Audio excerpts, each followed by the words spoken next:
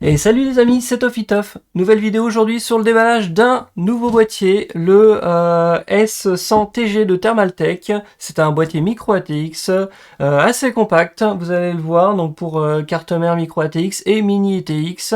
Je vous expliquerai tout à l'heure de quoi il s'agit. Donc voici le carton. Et tout de suite, hop, le boîtier. Donc, c'est un boîtier qui se situe dans les 60. Vous pouvez même le toucher dans les 50 euros sur Amazon. Donc pour moi c'est un bon plan. Donc d'abord, ça va, il a l'air solide. Il n'est pas lourd. Il est assez léger. J'ai pas le poids. Je mettrai les infos sur le poids. Et donc il est totalement fait de métal. C'est totalement en métal avec ça c'est du métal. Ça c'est du métal là aussi. Et à l'arrière, pareil. On voit derrière qu'un ventilo est fourni. Donc c'est un ventilo Thermaltake de 120. À l'arrière, on peut mettre que du 120. Donc il y a 6 crans, 5-6 crans pour le régler en hauteur. Donc c'est assez classique, hein. On va avoir l'IO Shield, là où on a la carte mère, l'IO Shield il est là. Ensuite, les quatre slots, les cassettes et l'alimentation. L'alimentation format ATX classique, ce qui est bien, c'est qu'elle va se retrouver en bas et, et vous avez en dessous ce qui est intéressant sur ce boîtier-là. Vous voyez, donc il est pas si lourd que ça, hein. C'est correct, il est tout en métal, mais il est pas si lourd. Vous avez les pieds en plastique avec du caoutchouc isolant, donc ça c'est franchement bien. C'est franchement bien pour tout ce qui est vibration. Et là, vous avez, parce que l'alimentation, on la met souvent vers le bas, le ventilo vers le bas, pour aspirer l'air frais qui est en dessous. Et ça le coupe totalement du boîtier, ça le met totalement à l'alimentation, ça la coupe totalement du boîtier, elle n'aspire pas l'air chaud du boîtier. Et ce qui est intéressant, c'est qu'il y a un petit filtre. Un petit filtre si jamais voilà, pour que la poussière elle ne rentre pas dans l'alimentation, ou du moins pas voilà, ça filtre quelques poussières. Voilà, donc ça c'est pour le bas. On voit ici qu'il y a une poignée, c'est pour ouvrir le devant. On va aller voir sur le dessus. Hop, je vais vous faire voir le dessus. Hop, le dessus. Donc, vous allez retrouver bouton juste un poussoir pour le bouton on, un reset, quelques LED power et disque dur, classique, hein. Un port USB 3, un seul, malheureusement, il n'y en a qu'un seul pour la façade. C'est peut-être un peu dommage, mais bon, si vous en avez assez à derrière, c'est bon. Il n'y a pas de souci, vous en avez deux USB 2, c'est pas si mal. Et les fameuses jack pour le micro et le casque. Et, je vais oublier le principal. Le principal, ce qui est génial, c'est que vous avez un filtre magnétique. Vous avez une petite bande là, magnétique, et c'est du magnétique, hein. Elle se colle vraiment partout, voilà. Donc c'est-à-dire vous allez le replacer facilement, comme ça. Voilà, donc le filtre poussière, important. Donc là, vous allez pouvoir mettre, sûrement en extraction, souvent en extraction, des ventilos de 120. Déjà, vous allez pouvoir mettre des 120 ici. Vous allez pouvoir en mettre deux. Deux ventilos de 120 ou deux ventilos de 140. Donc c'est intéressant parce que souvent, on met un radiateur de water cooling ou un kit all-in-one water cooling. Et donc vous pouvez mettre par exemple des radiateurs de 120 simplement ou 240. Donc ça c'est vraiment sympa. Et toujours le petit filtre qui va au-dessus pour ce boîtier. Passons à la façade. La façade, donc elle est pleine, mais sur les côtés vous avez un grillage des deux côtés. Vous avez un grillage.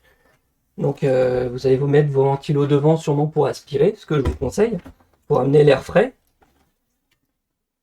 On va se servir du derrière et du dessus pour extraire l'air chaud. Attention, j'ai pas envie de tirer fort. Est-ce que de faire un peu de bruit?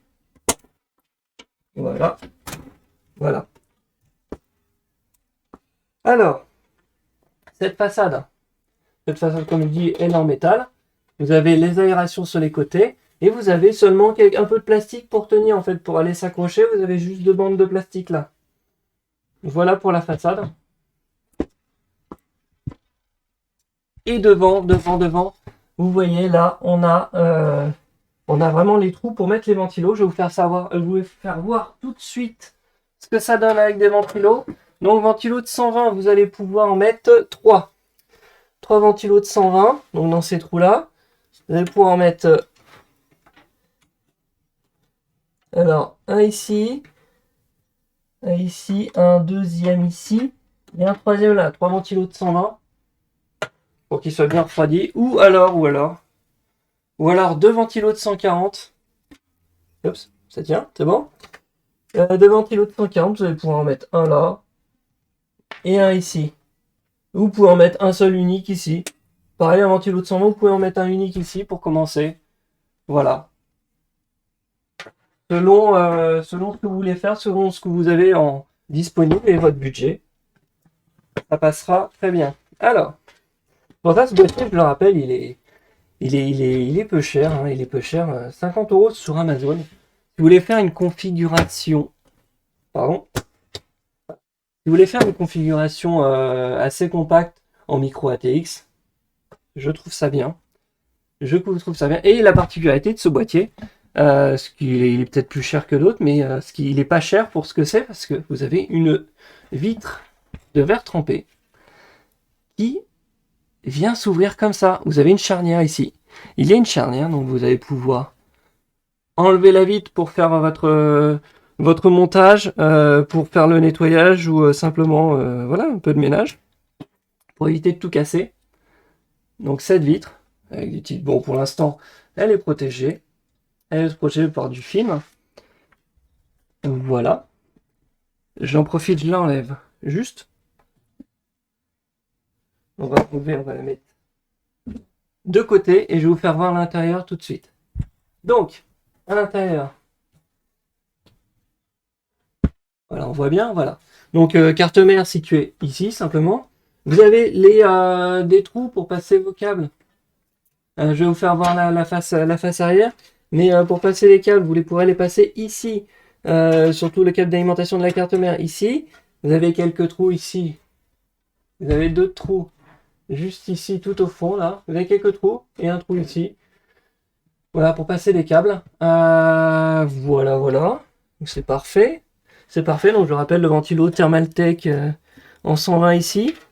Pardon, c'est pas un PWM, c'est un normal 3 pins.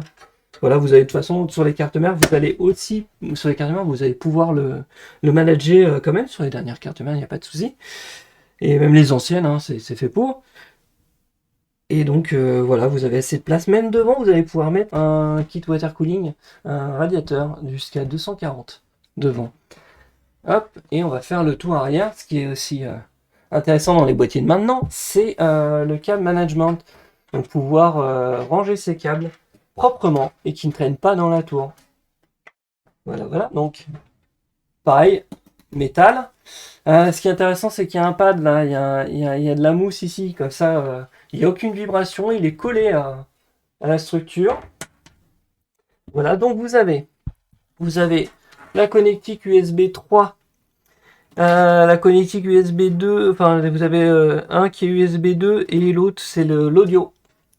Vous avez les switch power, lumière, etc. à brancher sur la carte mère, tout ça, ça va sur la carte mère. Vous avez 2 petits, voilà, vous avez deux petits emplacements pour disque dur 2,5 pouces, que ce soit disque dur ou SSD, hein, SSD. Vous le mettez dessus, vous vissez dessus et après vous venez le mettre comme ça. Donc ouais, ils ont facilité le montage, très bien. Vous avez en dessous, bon, l'emplacement pour l'alimentation qui sera sûrement tourné vers le bas, le ventilo vers le bas qui aspire l'air frais et qui recrache derrière. Comme ça, l'alimentation reste totalement séparée. Elle est séparée du boîtier en lui-même. Donc pas de surchauffe, rien du tout. Et là, vous avez, ça s'enlève.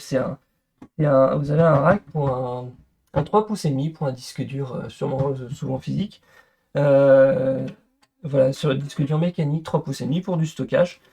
Vous pouvez l'enlever, ça s'enlève, il y a une vis là, et on peut enlever toute cette partie-là, mettre ce que vous voulez à la place. Et voilà, donc là, dedans, pour l'instant, il y a juste voilà, des petits serre-câbles, les vis, un buzzer, et des couvre-slots, tout simplement. Donc il y a tout là-dedans. Voilà, on a fait le tour pour la partie arrière, pour le cam management. Et hop, ça se remet normalement facilement. Hop. Voilà, donc deux vis à main. Deux petites vis à main. Donc il est bien fourni, il est bien foutu.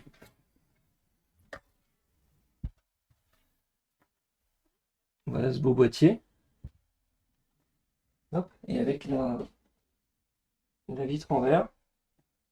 À manipuler avec précaution.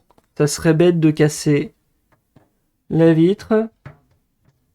Donc vous faites une config, sobre ou une config avec du RGB, avec des LED intégrés. Je pense que celui-ci reste assez petit budget. Je voulais vous faire voir la carte mère, ce qui est entré. Donc quand je parle de carte mère ATX, enfin micro ATX, c'est pas des cartes mères normales. C'est le format, c'est pas le plus compact possible, mais c'est ce format-là. C'est ce format. Donc ça c'est une 490. Z490 pour la 10e et 11e génération.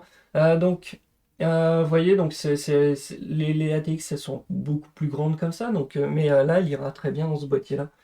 Elle sera pile à la bonne taille. Et généralement, vous pouvez mettre une ou deux cartes graphiques. C'est suffisant pour ça. Voilà.